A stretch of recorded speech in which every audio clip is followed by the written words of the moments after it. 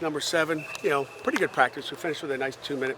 Got a lot of little coaching things, figured out there, and just situations. A really good 2-minute situation with a minute 15 need a field goal. So we got a lot of good work done there. Overall, solid day. Solid day. I think they're a little tired from Saturday's scrimmage, but we'll just keep pushing through it. It's a grind. How did the scrimmage go? Scrimmage was good. I mean, it was a tight game. You guys heard the score, 43-41 or something like that. It was a 2-point game. Came down to getting, needing a field goal. We didn't get the field goal. Didn't have an attempt to kick the field goal, so it wasn't a miss. Just didn't have an opportunity. It was a close game, and it's usually decided by turnovers. We had a couple turnovers. Otherwise, the defense probably shouldn't win. But they got 2 nice turnovers, and that really decides the game. Is that encouraging to you that the defense won? Not really. I mean, as a head coach, nothing's encouraging to me. If the offense wins, I'm upset with the defense. If the defense wins, I'm upset with the offense. So, but the good thing was it was a close game. There was a lot of competition going on. Stayed pretty healthy, and it was a crisp first scrimmage in Heinz Field. Happy with that. You got to get Quentin back in the middle? Yeah, glad to get him back in there. There's a big difference when he's in there, just communication-wise. I mean, just in one day, I'm listening, going, it's night and day. Salim did a nice job, but he's deer in headlights out there, first time doing it with all the shifts and motions and all the stuff our offense does. So, a lot you can tell it's just a seasoned middle linebacker out there doing his job.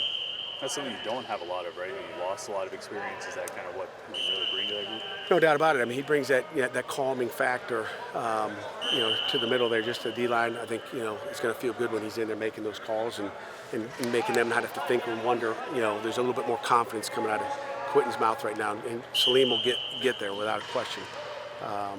And Salim obviously playing a little money, and Mike as well. Chris Clark, this is 7th practice. Is his blocking a whole lot different than it was in practice number 1?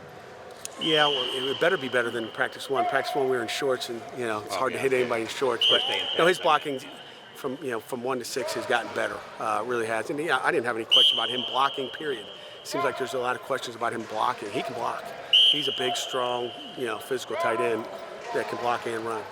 What are you looking for Jordan to improve on this coming season to kind of take the next step in his development? Obviously a little bit of everything.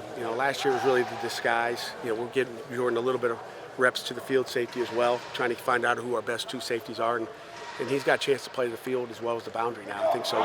That's our next step, is getting him being able to play both. And he may be the guy at free safety with Reggie gone and T. Webb gone. He might be that next guy out there. I see a lot of good things out of him.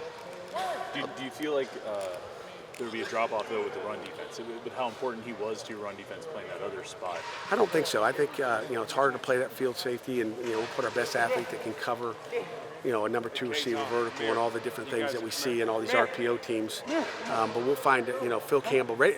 Phil Campbell's doing a good job. I mean, another puppy that you haven't seen much of. He stayed healthy, which he didn't do in camp. He always had something nagging him, so he didn't get the reps he needed. But Dennis Briggs is really playing good into the boundary. So Dennis Briggs can be that hit guy in the box. How much of Jester Quadri sort of raised the bar for the receivers, the guys behind them, like Aaron and Trey, who are competing that spot?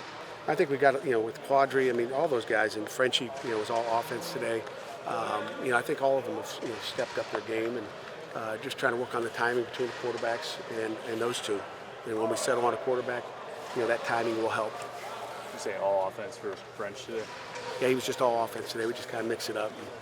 And we're giving him both. I mean, he's had about 6 days. We went through the first scrimmage. He played all defensive scrimmage. So today we flopped it up, and we're a little short at corner. I mean, you're short skill guys until all these freshmen come in. We get to camp in August, so you're just short on numbers. So we're trying to juggle back and forth based on how we feel, what our numbers look like.